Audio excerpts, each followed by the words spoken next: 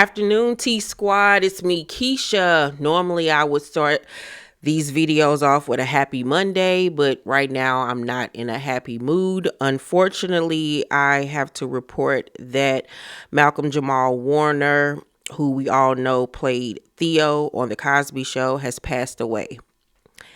Yes, he has passed away at the age of 54. The actor passed on while on a family trip. A source close to the family says.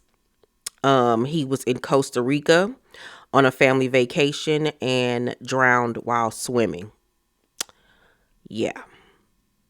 Like, I gasped when I saw the report from TMZ and immediately was like, no. No, no, no, no, no, no, no, no, no. Like,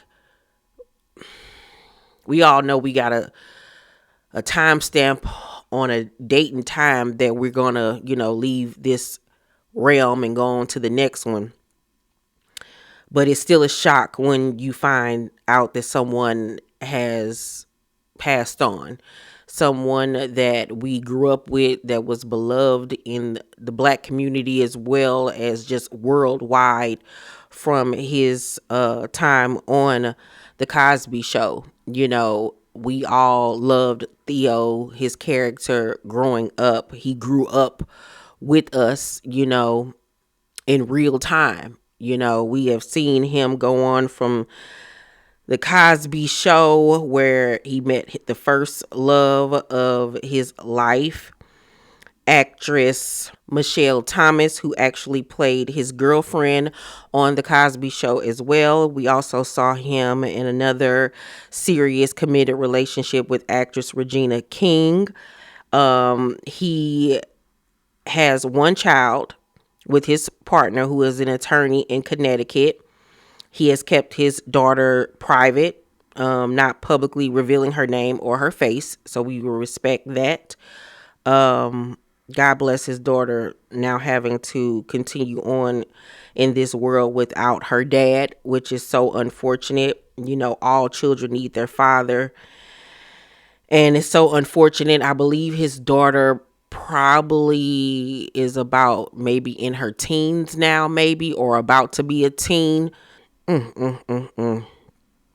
We know that he played Theo Huxtable on The Cosby Show from 1984 to 1992. In 2023, he told People magazine, "I know I can speak for all the cast when I say The Cosby Show is something that we are all still very proud of. We share a unique experience that keeps us lovingly bonded no matter how much time goes between seeing or hearing from each other." After The Cosby Show, he and Eddie Griffin led the sitcom Malcolm and Eddie from 1996 to 2000. And Warner was also well known for his role as Alex Reed on Read Between the Lines, which he starred in alongside Tracy Ellis Ross from 2011 to 2015.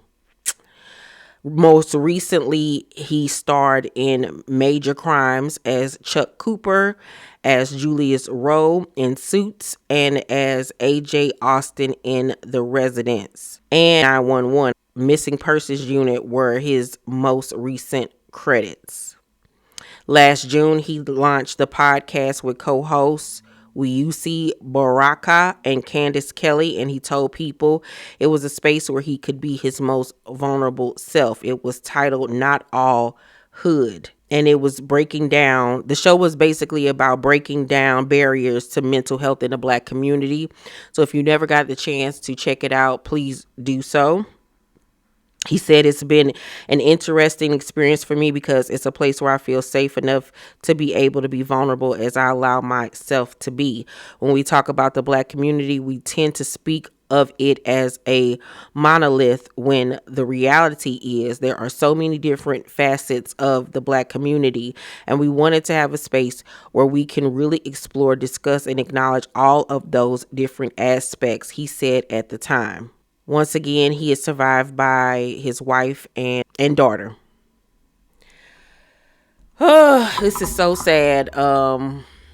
despite, everything that went on with Bill Cosby, the Cosby Show has still remained one of my favorite shows of all time. It has gone down in history as one of the greatest sitcoms in television history. It changed the landscape of television, especially for the Black community, because it was one of the first shows where we actually got to see people of color that were successful, that weren't trying to make it. They weren't living in the hood. They were educated. They were doctors. They were lawyers. They lived in, New York City in a beautiful brown home. And, it just showed us that we don't have to be stuck in one thing, that we can branch out and be things that we were told we could never be.